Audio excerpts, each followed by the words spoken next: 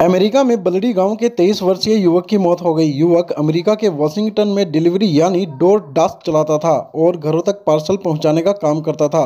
पिता ने 50 लाख का कर्ज लेकर अपने इकलौते बेटे को अमेरिका भेजा था। युवक की मौत से घर में मातम पसरा हुआ है। पिता, मां और बहन का रो रो कर बुरा हाल है।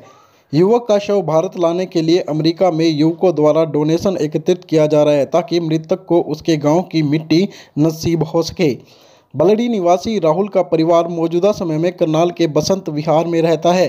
पिता सुभाष का सपना था कि उसका बेटा विदेश में काम करे, जिसके लिए उसने 50 लाख का कर्ज लिया और अपने बेटे राहुल को अमेरिका भेज दिया।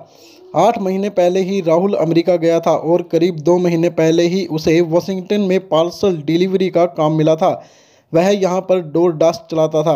प्रतिदिन की तरह वह डोर डैश लेकर पार्सल डिलीवर करने के लिए गया था।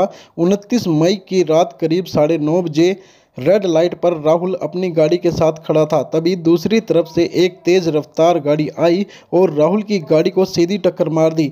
टक्कर इतनी ज़बरदस्त थी कि राहुल की मौके पर ही मौत हो गई।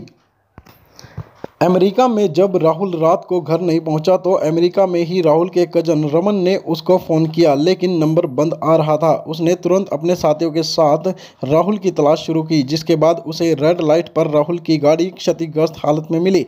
उसके बाद वह पुलिस स्टेशन पहुंचा और वहां पता चला कि राहुल की मौत हो चुकी है, जिसकी सूचना रमन ने बलडी गांव में राहुल के परिजनों को दी।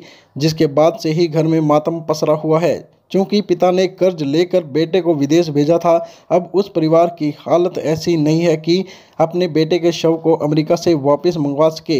ऐसे में पिता ने सरकार से भी मदद की गुहार लगाई है।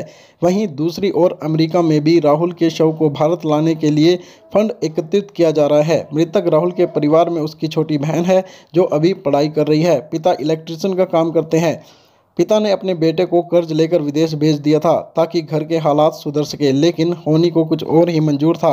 आज सुभाष का इकलौता बेटा इस दुनिया में नहीं है। आसपास के लोग परिवार को सांत्वना देने के लिए पहुंच रहे हैं।